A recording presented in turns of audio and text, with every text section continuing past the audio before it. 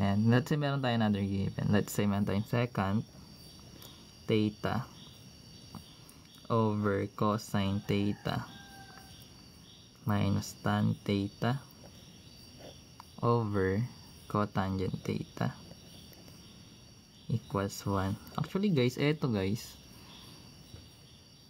paano ba ito explain na madali? Sabagay, puprove lang naman eh, no? Then ito pa guys, another clue.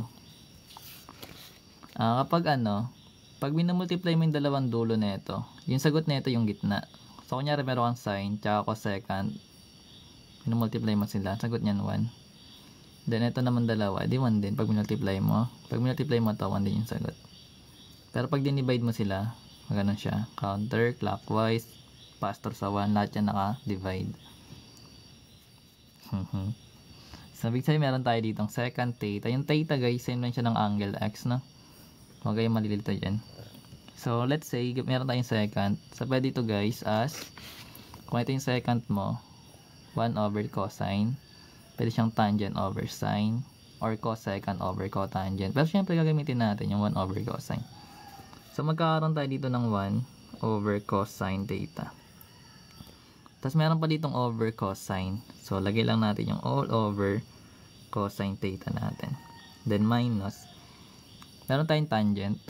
So, meron tayong tangent dito. Ito yung tangent natin. Pwede siyang secant over cosecant. 1 over cotangent. Or sine over cosine. Siyempre, sine over cosine yung gagamitin natin.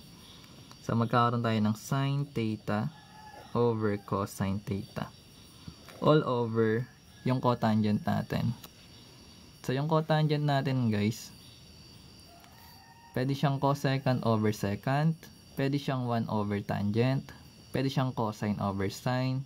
So, dahil nagpo-prove tayo, cosine over sine yung gagamitin natin.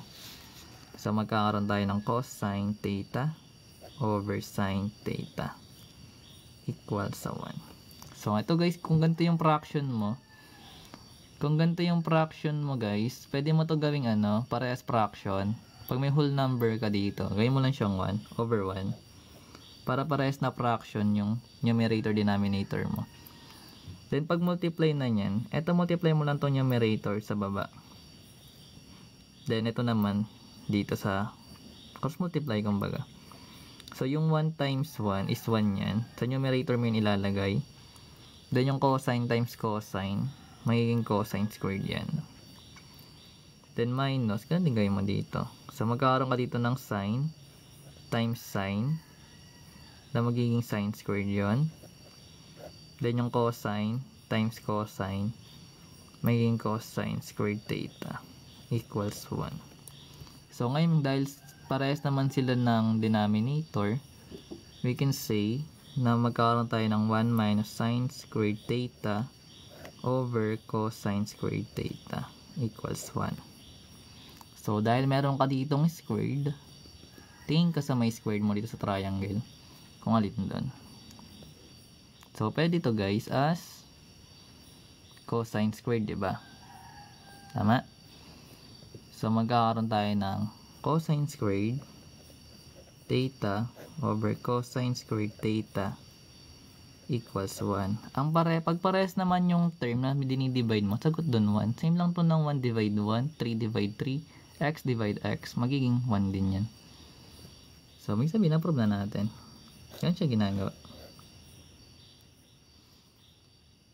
Hindi yan masakit sa ulo kasi may ano naman may guide.